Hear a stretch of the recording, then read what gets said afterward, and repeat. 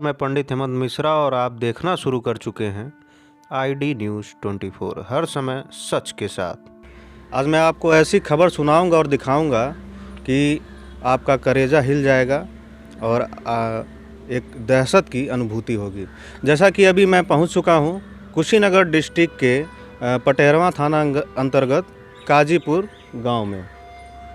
यहाँ पिछले 5 तारीख को एक वाक़या हुआ जिसमें कि एक 5 साल की बच्ची स्कूल को जाती है और स्कूल से जब वापस आती है तो उसी स्कूल बस के ड्राइवर की लापरवाही से उसका वो बस के नीचे आ जाती है और उसकी वहीं पे मौत हो जाती है। तो अभी मैं उनके घर वालों से हम लोग पूछेंगे और जानेंगे कि आखिर ये पूरा वाक़या क्या था। ये दिल दहला देने वाली वाक़या है और मैं गुजारिश करूंगा कि मेन स्ट्रीम की मीडिया को भी यहाँ पहुँचना चाहिए। कहें कि ऐसी लापरवाही से पता नहीं कितने बच्चों की जान चली जाती होगी। लड़की के पिताजी कौन है जी? आप कौन हैं? हम लड़की के चाचा हैं और पूरा वाक़या पहले तो अपना पूरा परिचय दीजिएगा। जी, मेरा नाम अमित कुमार यादव है। हम लड़की के आराध्या के चाचा हैं और उस वक्त हम घर पे ही उपलब्ध मौजूद थे जिस वक्त यह घटना हुआ।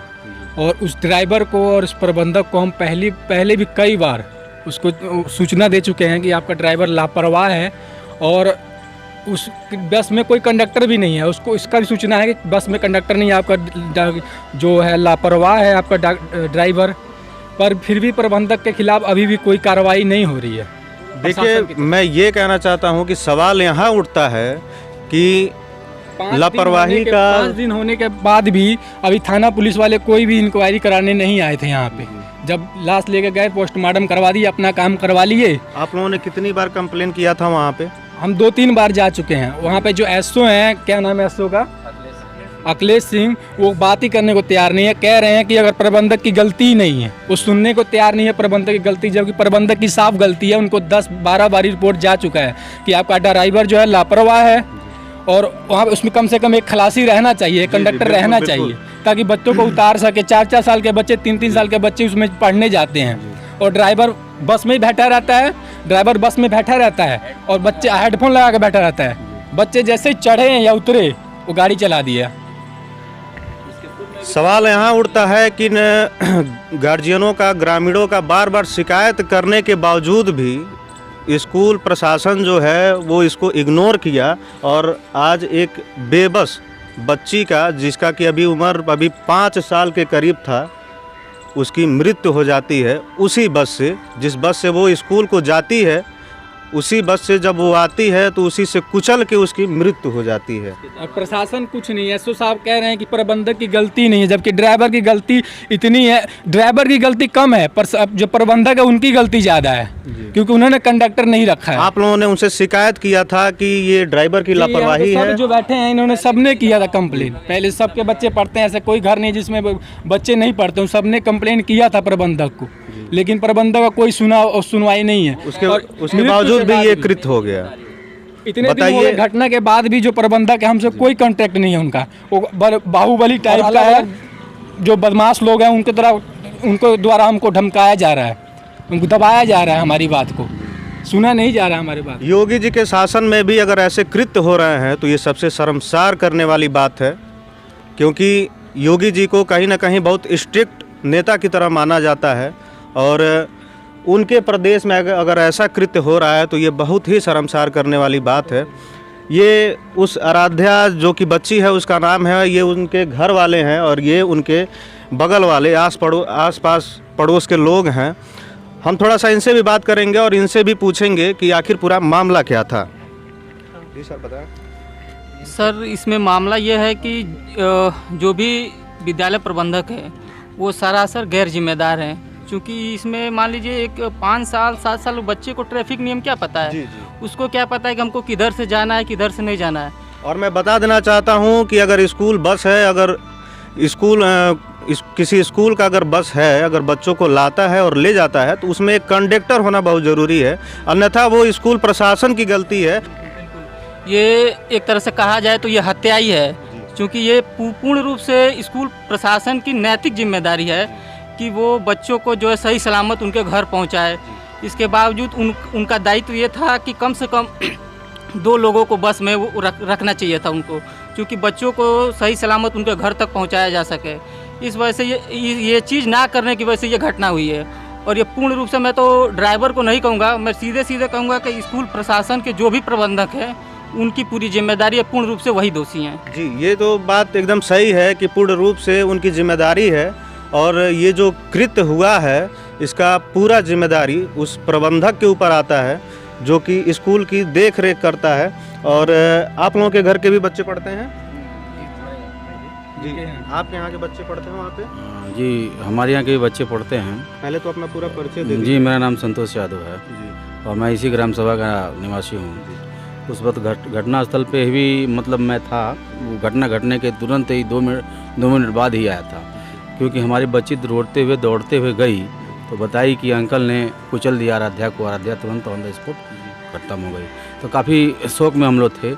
और उस वक्त का जो माहौल था वो प्रशासन द्वारा ये था कि यहाँ से तुरंत डेड बॉडी को हटाया जाए। और माहौल आप लोगों ने भी शिकायत किया था इस लापरवाही को इस लापरवाही के देखिए, इस लापरवाही के खिलाफ हम लोग एप्लीकेशन जो लिखे हैं उस एप्लीकेशन के प्रति मतलब कार्य नहीं हुआ है। उसमें लिखा गया है एप्लीकेशन में कि ड्राइवर हेडफोन लगा के रखा है, जैसा घटना दुधही में रेलवे फाटक पे घटा था। और इसमें हमारी बच्ची से मैं अपने बच्ची से पूछा कि कैसे बेटी, कैसे क्या हुआ, तो उसने बताया कि 2 लोग उतरे और जिसका भाई था वो पीछे से चला गया, और वो थी ना वो आगे से गई और पहला जो चक्का जो चढ़ा था ना उसके पैर पे चढ़ा तो आवाज़ दी, और हम लोग पीछे से चिल्लाना चालू किए कि अंकल रुकिए, अंकल रुकिए। तो ड्राइवर को सुनाई नहीं दिया क्योंकि वो हेडफोन लगाए थे, और पिछला जो चक्का ड्राइवर हेडफोन भी लगा के लगाए गाड़ी चला रहा तो था। पिछला जो चक्का जो चढ़ा तो उसमें उसकी जान चली गई, उसके ब्रेन पे चढ़ गया। तो अगला चक्का तक अगर रुका होता तो शायद उसका पैर फ्रैक्चर हुआ होता, तो उसको इलाज करा के शायद उसकी जीवन वापस लाया जा सकता, बच जाती। हाँ, लेकिन ये घटना स्थल यही है, ये घर है, इसको देख सकते हैं। गाड़ी यहाँ रुका था। एक्सीडेंट हुआ कहाँ था? मैं बता रहा हूँ, गाड़ी को थोड़ा सा देखिए, गाड़ी यहाँ ब्रेक मारी थी, यहाँ रुकने के बाद से वो ड्राइवर था इस साइड में ड्राइविंग कर रहा था, और बच्ची वो इस जगह पे उतरी थी। इनके साथ उसके साथ एक और बच्चा था, उसी का मेरा चचेरा भाई था, वो पीछे के रास्ते गया। उसने बैक लाइट में साइड देखा कि बच्चे पीछे से चले गए। वो जो बच्ची थी गलती की क्योंकि परिचालक नहीं था, उसको मालूम नहीं था किधर से जाएं, घर का दरवाज़ा यही है। वो बस के आगे से गई, और आगे से जाने के बाद से ये ब्रेकर है इसको वो समझ के, और बच्ची का जो मेन डेड बॉडी था वो यही जगह है। ये जगह मैं से कहेंगे ये जगह है, यहीं पे बच्ची थी, इसका फ़ोटो है। उसका जितना ब्रेन का जितना था वो कहने लायक नहीं है, यहाँ पे था। वो पुलिस प्रशासन सब कुछ देखा था। और ये चीज़ था, हम लोग एक दिन पहले ही मैं गया था विद्यालय प्रबंधक के पास, जो वहाँ पे टेस्ट चल रहा था। तो टेस्ट में बच्चों के लिए फ़ीस के लिए वो बुलाए थे फ़ोन करके। तो मैं गया तो वहाँ एक मामला आया था कि बच्चों को आपस में किसी अन्य व्यक्ति द्वारा मतलब कि टॉर्चर किया गया है कि हमारे बच्ची को बैठने नहीं दिया जाता है, हमारे बच्ची को मारा जा रहा है।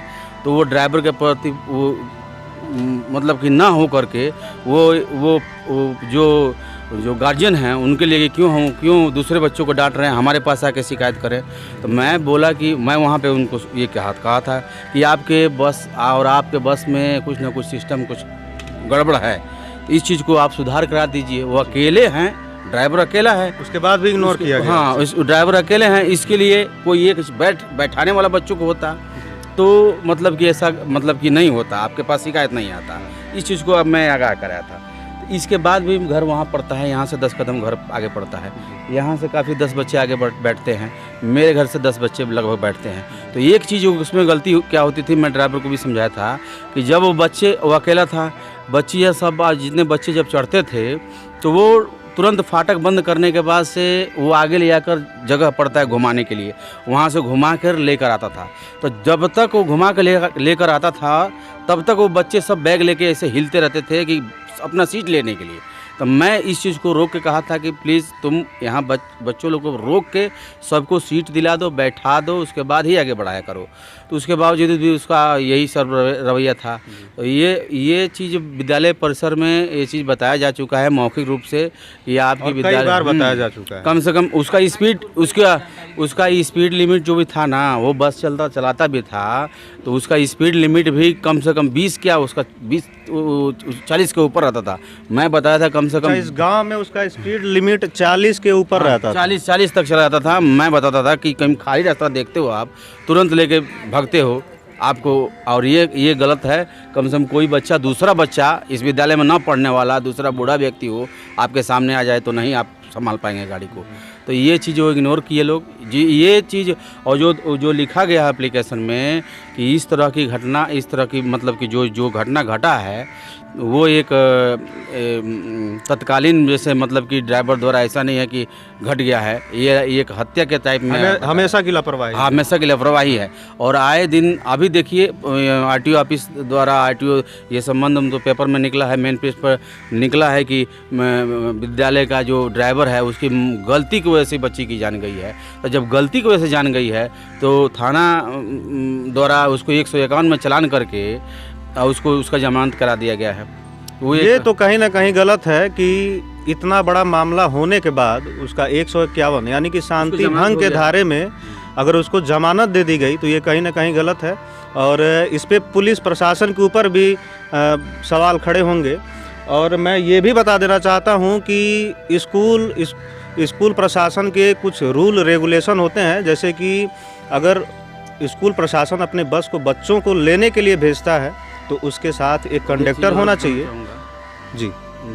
इसमें वो हमारे गांव के पड़ोस के ही मेन जो डायरेक्टर हैं जो विद्यालय के, और वो ना ही इस दुखद क्षण को देखने के लिए वो आए, ना ही विद्यालय परिसर का कोई भी अध्यापक। उनको सभी को मतलब उम्मीद था कि आश्वासन के रूप में उनको आना चाहिए था, इस घर को सांत्वना देना चाहिए था। पूरा विद्यालय का कोई अध्यापक भी ना आया, कोई भी ऐसा ही नहीं है। फिर 2 दिन के बाद से विद्यालय चालू हो गया, तो चालू हो गया उससे ये नहीं है, लेकिन कम से कम उन लोगों को कम से कम यहाँ आना चाहिए था, कम से कम सांत्वना के रूप में जी। ये बिल्कुल सही कह रहे हैं। मान लीजिए जब बच्चा घर से स्कूल को जाता है तो पहले गार्जियन तो ये घर वाले होते हैं, लेकिन दूसरे गार्जियन जो होते हैं वो स्कूल प्रशासन होता है। जब तक बच्चा सुरक्षित अपने घर न पहुंच जाए तब तक जिम्मेदारी जो होती है वो स्कूल प्रशासन की होती है। और कहीं ना कहीं इनके साथ ये सब गलत किया गया है। अगर इनके घर वाले भी अगर बड़े नेता होते, विधायक होते और सांसद होते, IAS PCS कोई बड़े प्रशासनिक अधिकारी होते तो आज ये स्थिति नहीं होती यहाँ की। आज उनके ऊपर पूरी कार्रवाई हुई होती और वो मार पीट भी हो गई होती। लेकिन ये एक गरीब लोग हैं, इसलिए इनको ऐसा प्रताड़ना दिया जा रहा है और इनकी बातों को नहीं सुना जा रहा है जी। ये भैया हम प्रशासन से असंतुष्ट होके मुख्यमंत्री जी को एक पत्र लिखे हुए हैं जो मुख्यमंत्री पोर्टल पर डाल रहे हैं, क्योंकि प्रशासन के जो यहाँ पे लोकल प्रशासन है, थाना अध्यक्ष है, वो हमारी बात सुनने को तैयार ही नहीं है। वो कह रहे हैं कि जो प्रबंधक है स्कूल उसकी कोई गलती ही नहीं है, जबकि सारी गलती का जड़ी वही है।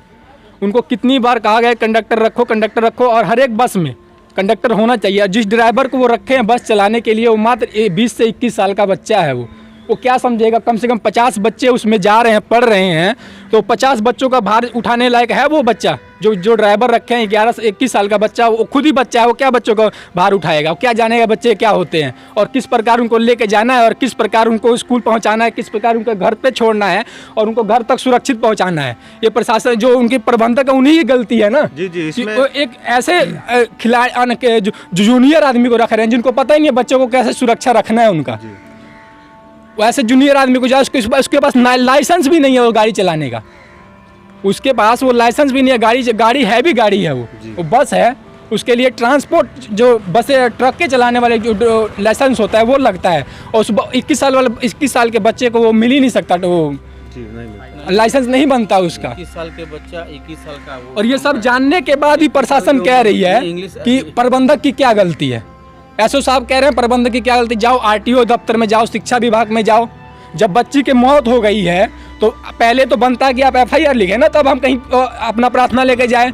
आपने FIR में साफ ही साफ प्रबंधक को कह दिया कि कुछ प्रबंधक का है ही नहीं कुछ भी।